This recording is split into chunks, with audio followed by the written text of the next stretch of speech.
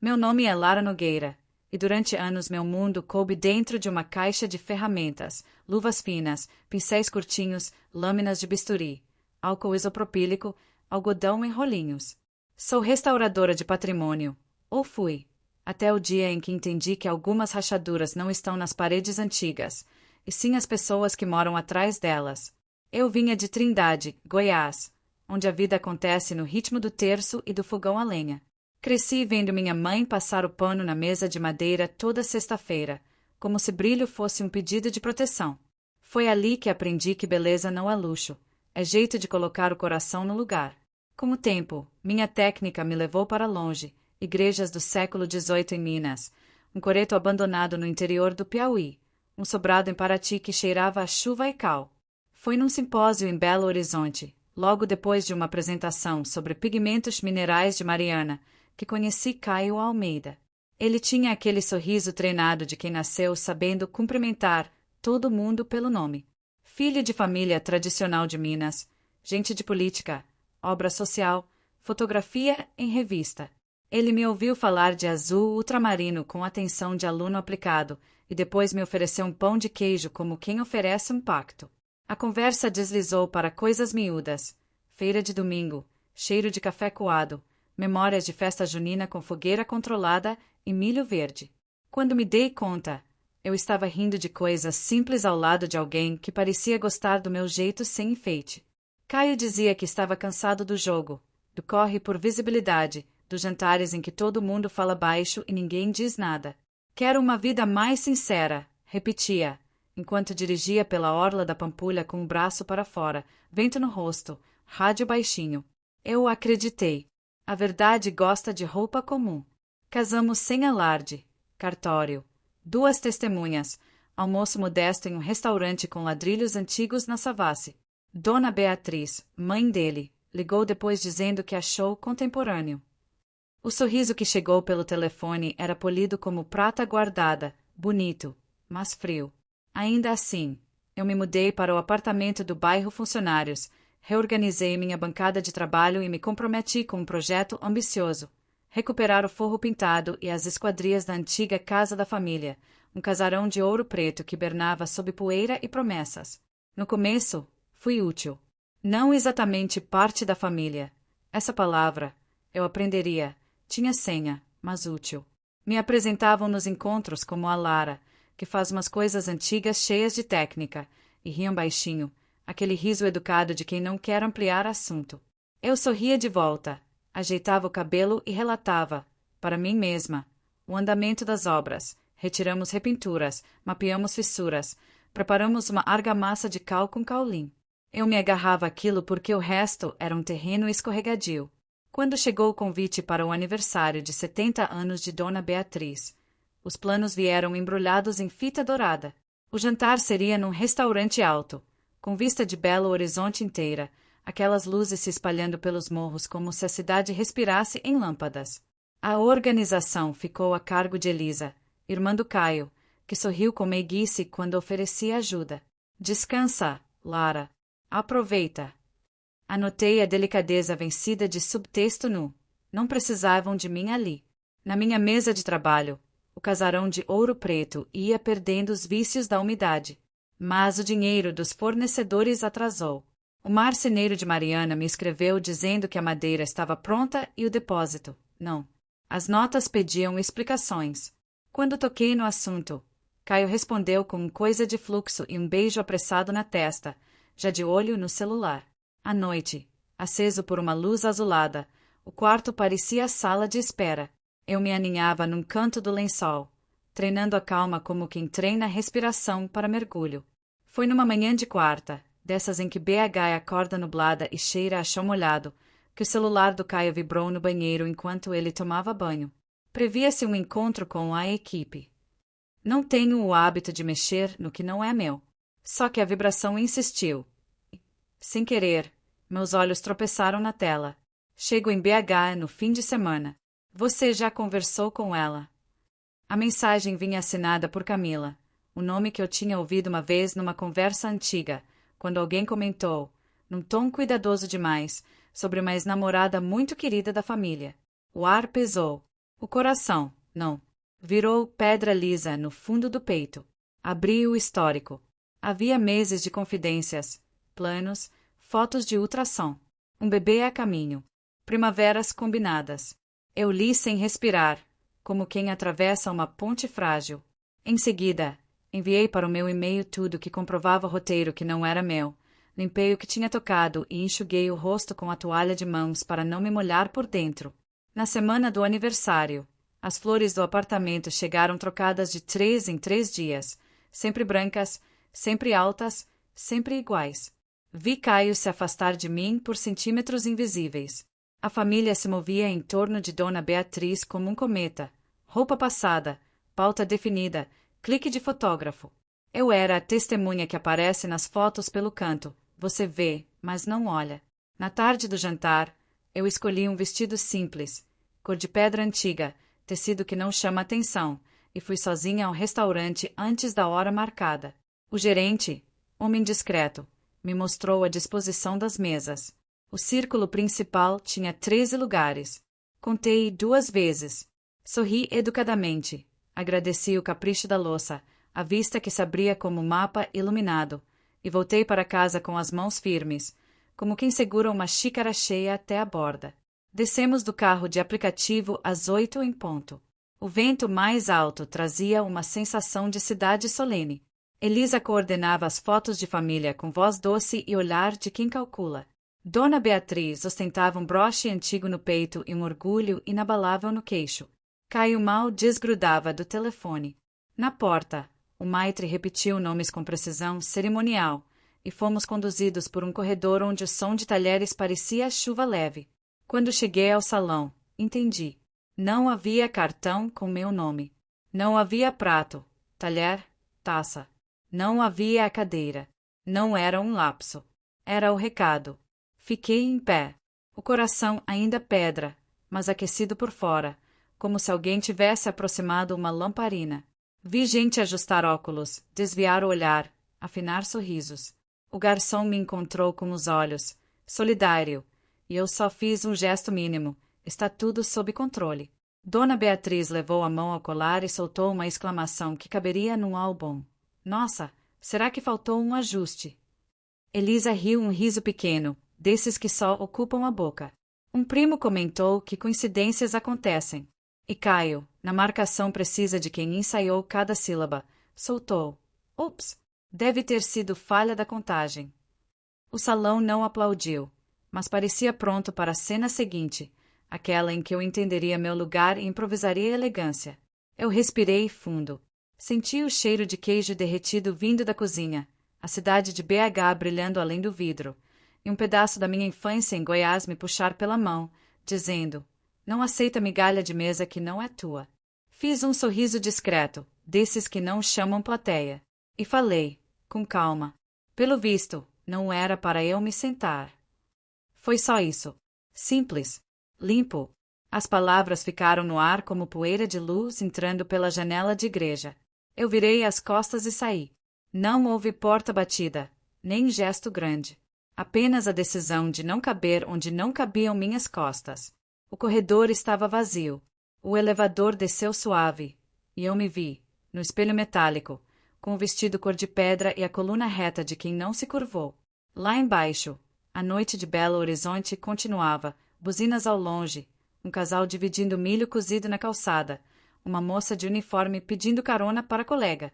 Entrei num café a uma quadra dali, pedi um coado curto, forte, e sentei perto da janela, de onde eu ainda enxergava, pela lateral do prédio vizinho, um pedaço do terraço do restaurante. As taças estalavam em brindes que eu não ouvia. Eu tinha 30 minutos. E, pela primeira vez em meses, tinha a mim. Segurei a caneca com as 2 mãos, como se aquecesse também a voz. Coloquei o celular sobre a mesa, a tela voltada para mim. Lembrei do casarão de Ouro Preto, respirando alívio quando tiramos as repinturas. Lembrei da mensagem de Camila, do ultrassom, do sorriso treinado, das flores brancas trocadas de 3 em 3 dias. Me prometi não levantar a voz. Me prometi que nada do que eu faria naquela noite teria a ver com vingança cega. Seria sobre limite. Sobre dizer, daqui não. E, então, abri meu e-mail. A história, até ali, parecia montada para me empurrar para fora. Eu apenas decidi não cair. Desde aquela noite, algo em mim mudou de temperatura. Não era raiva. Era lucidez. Uma calma que assusta quem sempre viu você em silêncio por amor e nunca por escolha. Enquanto o café esfriava na xícara, eu abri o e-mail e comecei a listar tudo que ainda estava no meu nome, o que eu havia bancado, adiantado, resolvido, o contrato do restaurante, o buffet de sobremesas, a banda que tocaria chorinho no final. Tudo havia passado pela minha empresa, porque Caio dizia que era mais fácil assim. Mais fácil para quem? Eu finalmente entendi. As reservas estavam no meu CNPJ, os pagamentos, nos meus cartões corporativos. E o mais importante, eu tinha a chave de tudo. Comecei a escrever. Mensagens simples, diretas, com a firmeza de quem já não precisa explicar nada.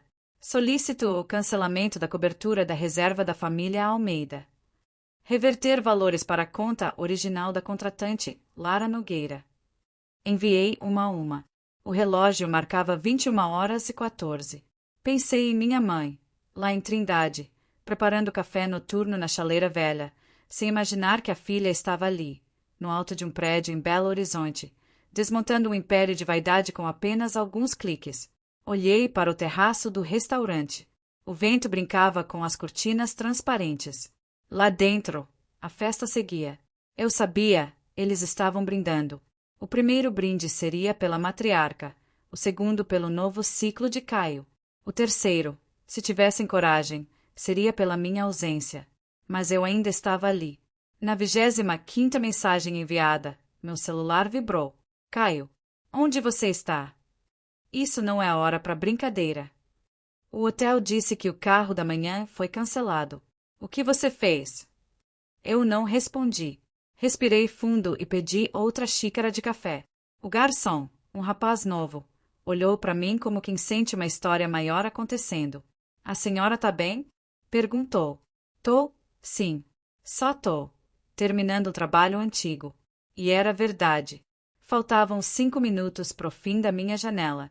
Peguei o celular, acessei o sistema do restaurante e confirmei o estorno do pagamento principal. O valor voltou pro meu saldo comercial. Um número frio na tela, mas quente no peito. Naquela hora, percebi que liberdade é um extrato bancário limpo do nome de quem te paga. Levantei, deixei uma nota em cima da mesa e atravessei a rua. O ar da noite tinha cheiro de metal e flor de laranjeira. Entrei pelo corredor de serviço do restaurante, o mesmo onde eu havia conversado com o gerente dias antes. Ele estava lá, pálido, segurando uma prancheta. Dona Lara, disse, em voz baixa. Eles estão pedindo explicações. Eu sei. Respondi. Pode continuar servindo. Só não coloque nada na minha conta. Do canto escondido, pude ver o salão. O barulho de talheres cessou devagar. Dona Beatriz inclinava-se sobre a mesa, o rosto duro de quem não entende a língua da vergonha. Elisa cochichava algo rápido. Caio estava de pé, celular no ouvido, os ombros tensos. Eu assistia à cena como quem observa o último ato de uma peça mal ensaiada. E quando o gerente se aproximou da mesa deles com o tablet nas mãos, explicando que o pagamento fora cancelado e que a conta estava pendente, pude ver, mesmo à distância, o instante em que o ar mudou. Um segundo antes de orgulho despencar. O primo que adorava discursar ajeitou o paletó. Elisa tentou rir. Dona Beatriz olhou para o marido, buscando uma saída que não existia. E Caio? Caio olhou ao redor, tentando entender de onde vinha o silêncio. Pegou o celular, ligou de novo. Eu deixei tocar 2 vezes antes de atender. O que você fez, Lara? Só tirei meu nome de onde nunca devia ter estado. Você tá se expondo. Isso é ridículo. Ridículo foi o que vocês fizeram.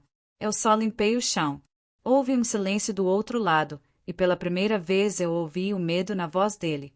Não o medo de me perder, mas o medo de se ver sem o roteiro que eu escrevia por trás. Antes de desligar, ele ainda tentou. A gente pode resolver isso em casa. Caio, eu não tenho mais casa. Tenho saída. Desliguei. O eco da ligação foi o único som que precisei ouvir. Fiquei ali por um tempo, observando. A festa terminou antes da sobremesa. As velas continuavam acesas, queimando até o fim, como se fingissem que ainda havia celebração. Peguei minha bolsa, atravessei o saguão e saí pela porta lateral. O vento da serra trouxe um frio leve, desses que a gente sente no fundo dos ossos. Sorri sem vontade e sussurrei para mim mesma. Agora, sim, acabou. Na manhã seguinte, Belo Horizonte parecia uma cidade estranha. As buzinas soavam distantes, como se ecoassem debaixo d'água. Acordei antes do sol, com o corpo leve demais, não de alegria, mas de ausência. O celular vibrava em silêncio sobre a mesa. Mensagens empilhadas. Como você pôde? Mamãe passou vergonha por sua causa. Você destruiu tudo. Elas vinham de números conhecidos. Elisa, Caio, até uma prima que nunca lembrava meu aniversário. Li todas sem pressa, como quem observa a chuva cair num vidro. Não havia culpa ali, só constatação, as máscaras tinham caído. Fiz café na cafeteira pequena que quase nunca usava.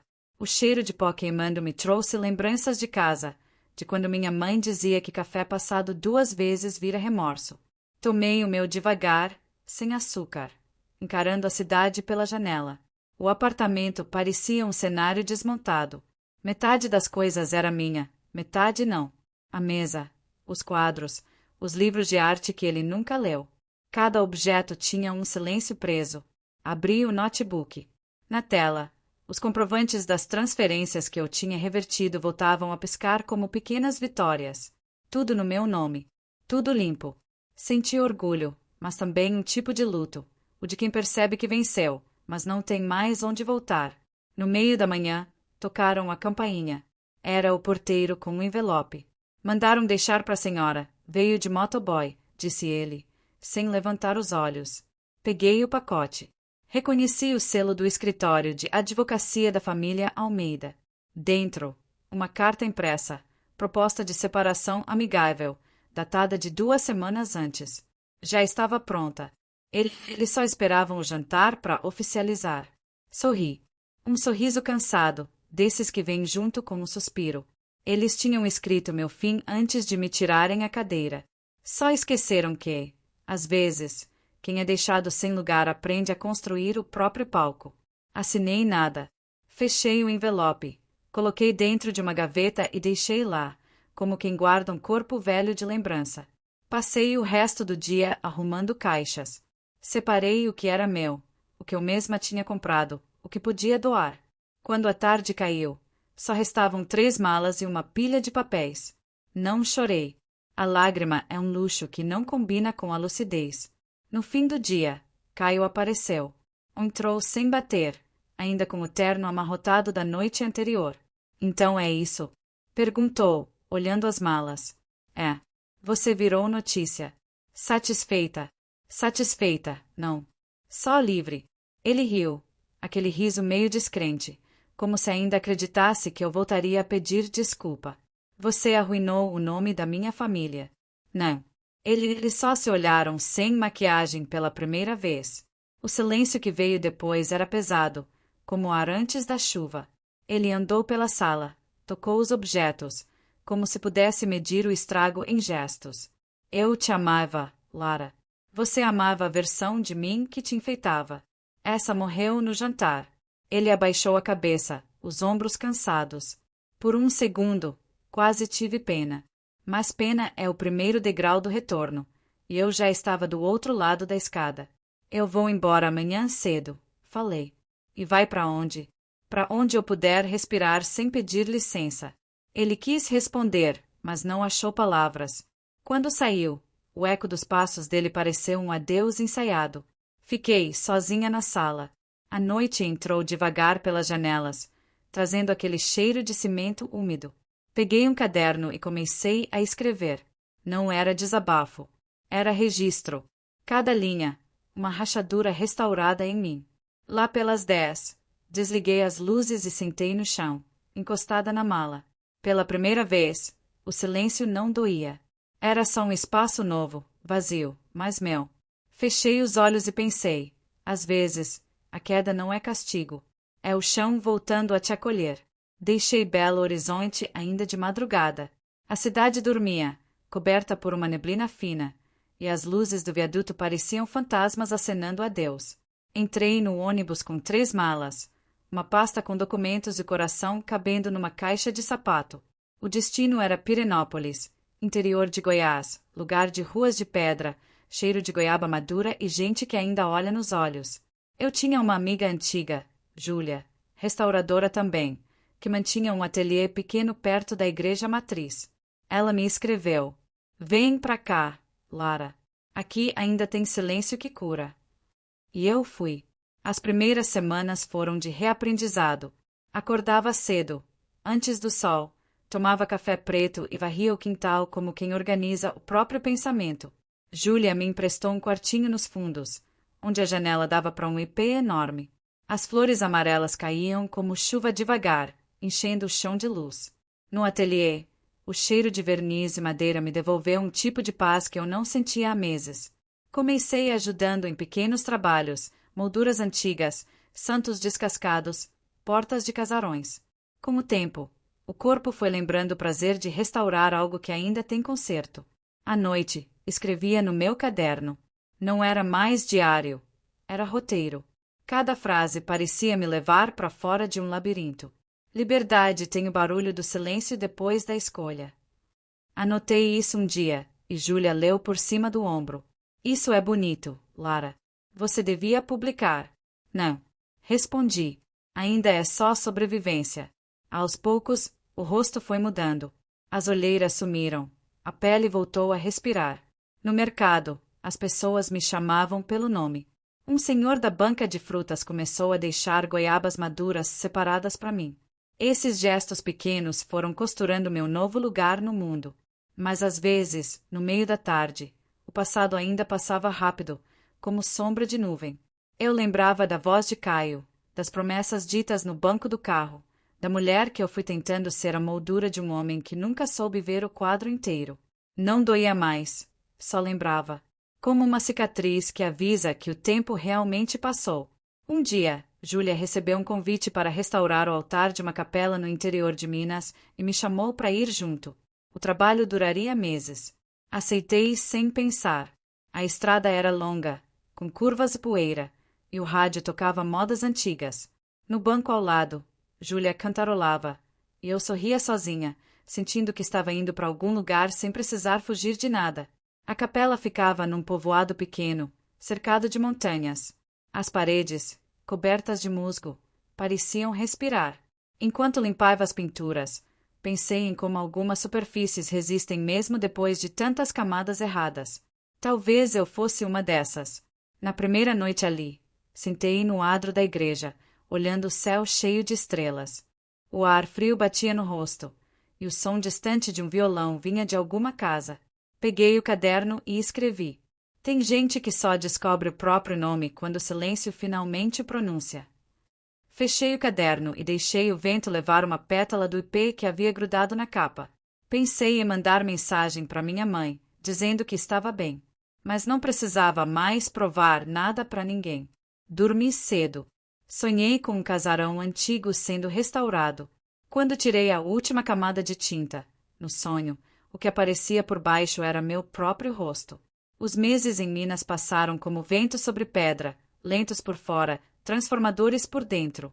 O altar da capela ganhava cor, e eu também. Cada camada de tinta revelava uma história escondida. E às vezes eu pensava que estava limpando não só as paredes, mas o que restava de mim. O trabalho terminou numa manhã de céu muito azul. As mulheres da comunidade vieram ver o resultado. Algumas choraram. Um senhor velho, chapéu de palha e mãos manchadas de terra, me agradeceu dizendo: "A senhora trouxe de volta o que a gente achava que tinha se perdido." Sorri. Talvez ele não soubesse, mas era exatamente isso que eu estava tentando fazer comigo. Naquela tarde, sentei no adro da igreja, com Júlia ao lado, e ficamos em silêncio. O sino tocou 6 vezes, e o som desceu pelas montanhas como lembrança boa. Ela me olhou e disse: "E agora?" "Agora eu volto para casa." Respondi, mas não para a mesma. Voltei para Pirenópolis no fim de setembro. A primavera já se insinuava nas árvores, e o ipê do quintal estava novamente em flor. As malas ficaram no canto. Eu abri o ateliê que Júlia me cedeu por completo e pendurei uma placa na porta. Oficina Nogueira, Restauração e Memória. No início, o movimento era tímido. Uma senhora trouxe uma imagem antiga de Santa Rita, o rosto quase apagado. Depois vieram molduras, móveis, lembranças. Trabalhar com as mãos me fez lembrar que ainda havia futuro. Um dia, enquanto lixava uma porta antiga, ouvi uma voz atrás de mim. Você que é a Lara? Virei. Era um repórter de uma revista cultural da região. Alguém tinha contado a história da restauração da capela e queria me entrevistar. Fiquei surpresa, hesitei. Mas Júlia, que sempre surgia na hora certa, respondeu por mim. Ela aceita, sim. A entrevista saiu semanas depois, com o título simples: Mulher devolve cor à igreja esquecida e reencontra a própria luz. Eu li e chorei.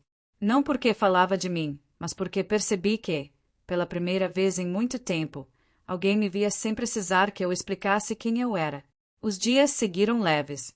O ateliê crescia devagar, do jeito certo. Comecei a dar oficinas para adolescentes da escola pública. Ensinava a cuidar de madeira, misturar pigmentos, observar o detalhe.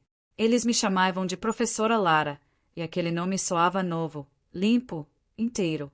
Certa tarde, enquanto organizava as tintas, meu celular vibrou. Um número desconhecido. Era de um escritório em Brasília. A voz do outro lado era educada, formal. Senhora Nogueira, somos da Fundação Almeida. Queremos propor uma parceria para a restauração de um casarão histórico em Goiás. Demorei alguns segundos para entender o nome. Fundação Almeida. O eco do passado. Respirei fundo. Agradeço o convite, respondi. Mas minha agenda está cheia.